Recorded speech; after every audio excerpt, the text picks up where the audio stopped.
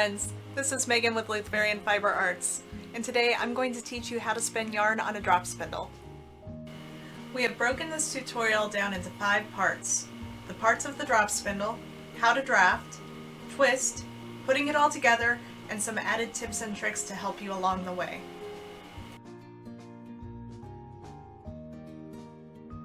Alright, let's examine our tool. This is a drop spindle, and the most important element of our spindle is the shaft. Not only is this where you will store the yarn that you make, but this is the only part that is actually necessary to a spindle. You can make yarn with just a stick, although it isn't nearly as effective. Next we have the whirl, and the whirl adds weight and helps determine how fast your spindle spins and for how long it spins. And this is a top whirl spindle, meaning that the whirl is located up near the top of the spindle. You can also have a bottom whirl spindle where the whirl is located very low. And technically you can have a whirl at any point along the shaft, although most commonly you'll see top and bottom. A whirl that has its weight concentrated very close to the shaft, such as a bead spindle, will spin for very fast and it will come to a stop very fast.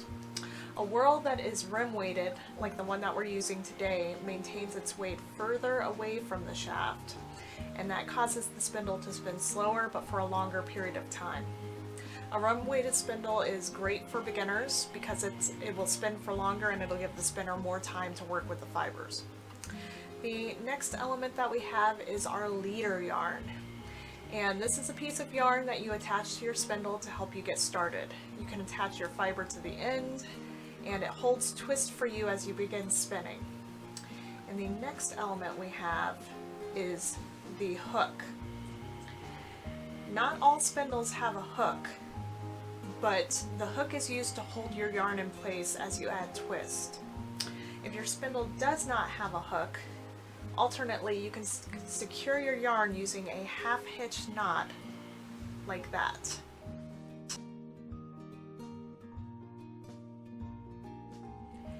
Next, let's talk about drafting.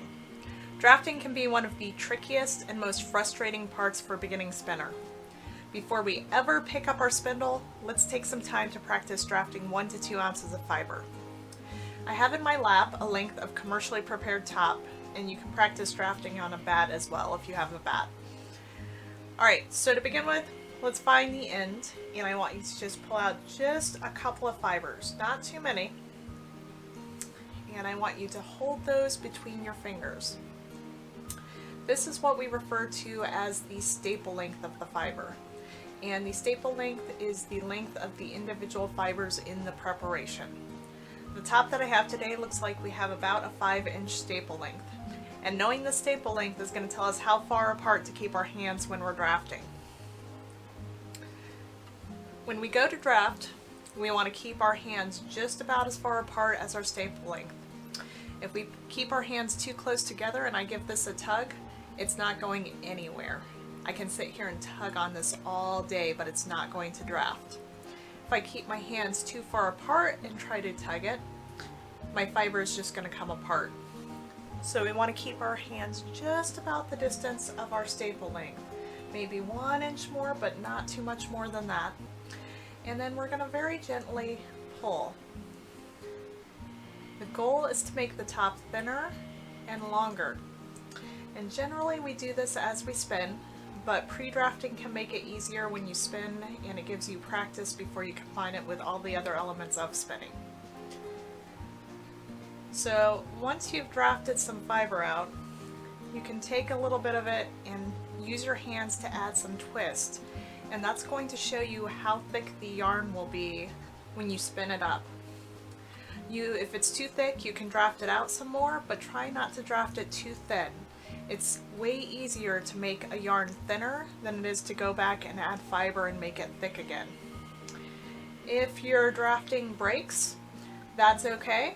Remember, this is time for practice. Just set this piece aside and then keep going. We can always join that fiber later.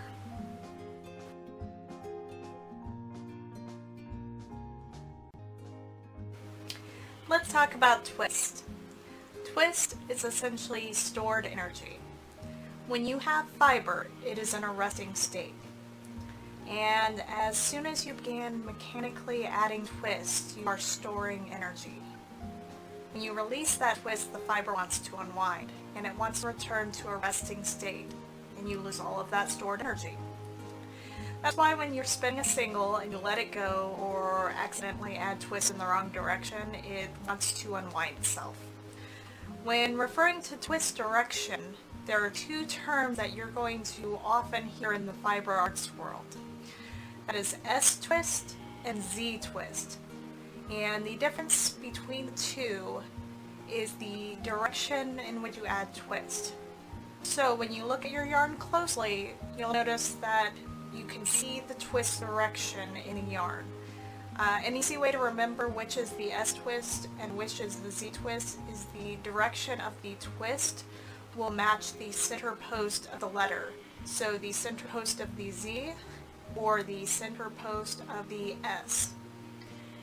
Now, when we talk about plying, we're talking about taking two single strands of yarn, which are twisted in the same direction, and twisting them in the opposite direction around each other so that they find a resting place of balance. The goal with plying is that we want to release the twist without losing that twist energy. So in our example here, we have two Z-twisted singles, and we are then going to ply them in the S-twist direction. As we ply, we are removing twist from the individual singles and applying it to the space between, which holds the two strands together. Too much twist and your yarn will kink up on itself and be hard. Too little twist and your yarn will hang limp and be difficult to work with. And in both cases, both over-twisted and under-twisted, your yarn may be weak. Eventually, you'll want to experiment to see what types of yarn you can make by applying different amounts of twist to your singles and to your ply. But for now, let's focus just on getting a nice balanced yarn.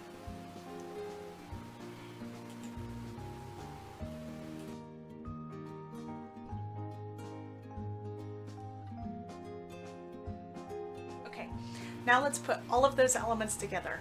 Our drafting, our twist, and our spindle. So here's my spindle. And I've got my leader yarn, and I'm going to take it and wrap it around our hook.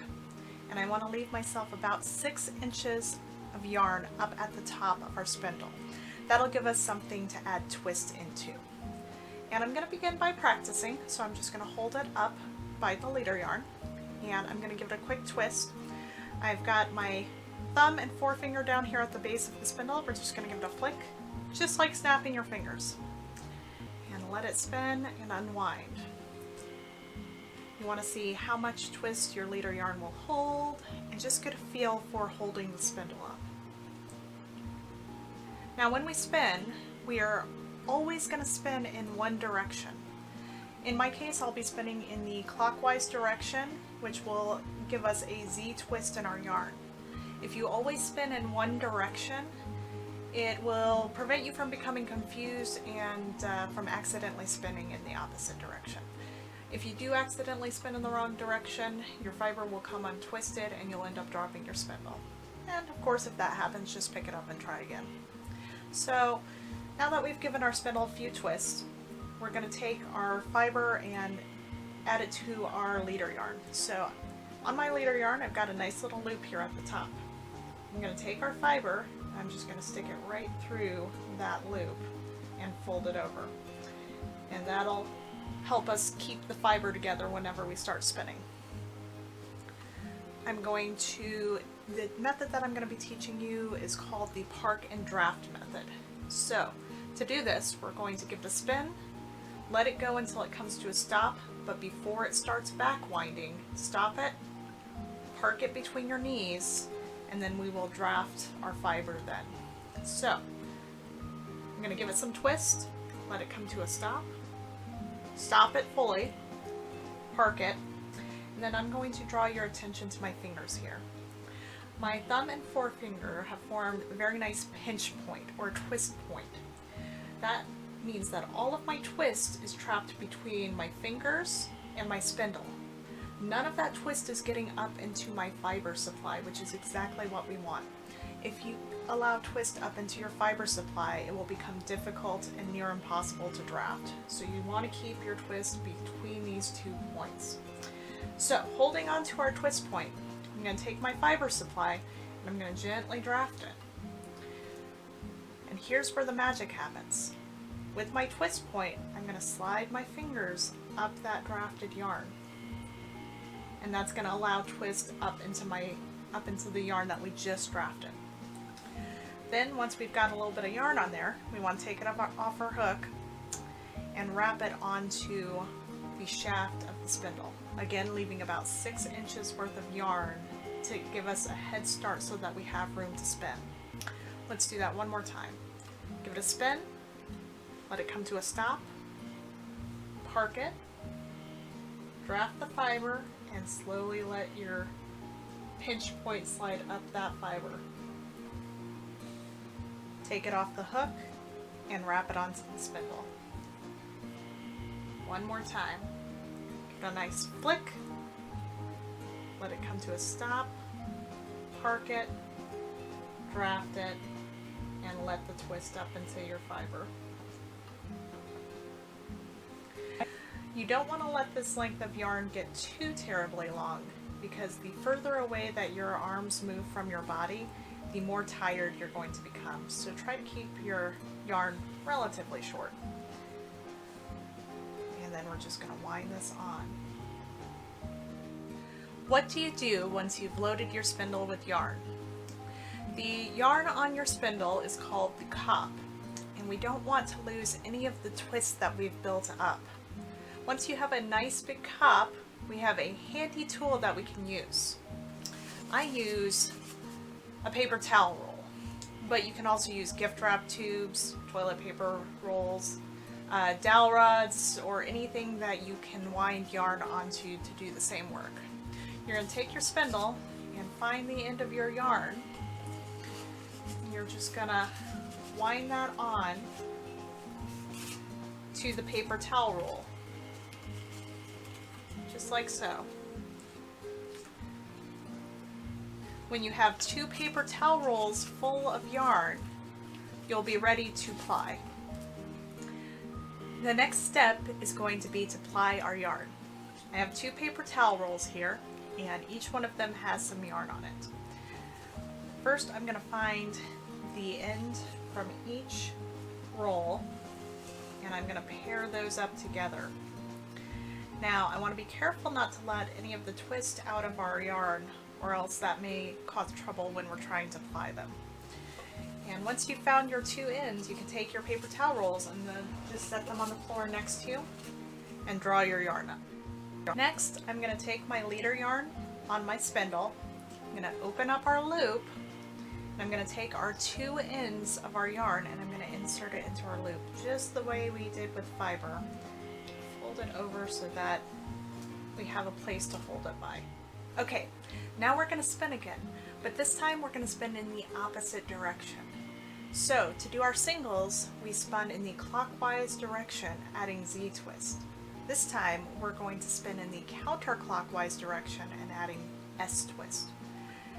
So I've got my yarn on there, and I'm going to, just like when we were spinning the fiber into our singles, we're going to give it a flick, making sure we go in the opposite direction. Add twist until it stops, stop it, park it, and then let that twist up into our yarn.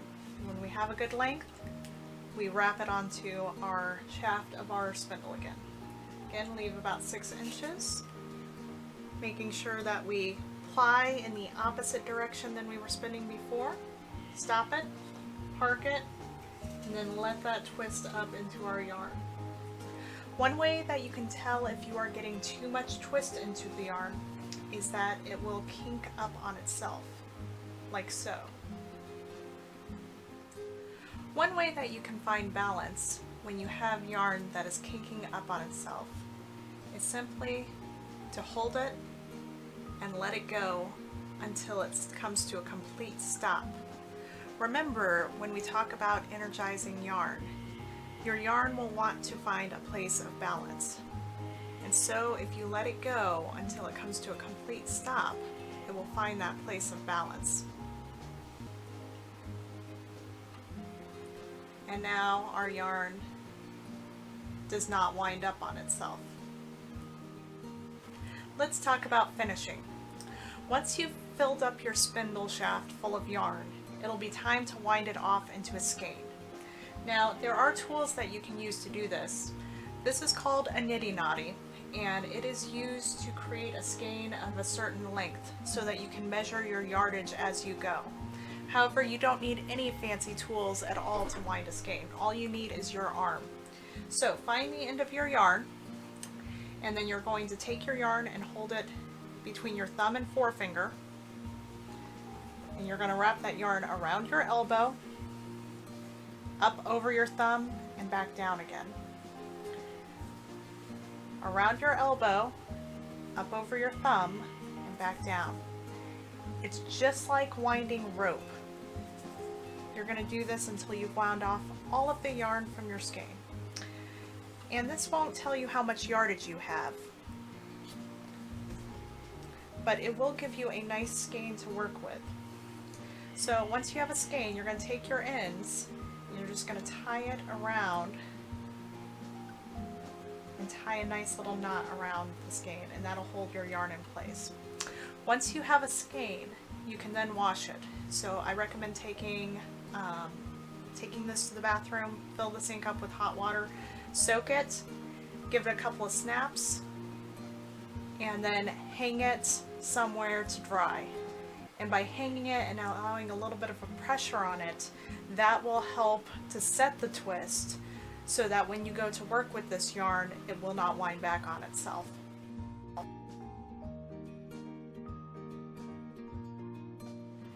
One thing I will say is that if you are of the perfectionist type personality and you have a mindset that your first yarn is going to be perfect and even, I'd like for you to throw that mental image out the window.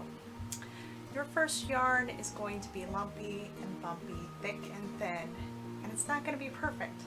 And that's okay. You can call it art yarn when you're done, but give yourself the opportunity to learn and to make something that isn't perfect. It will still be functional yarn when all is said and done.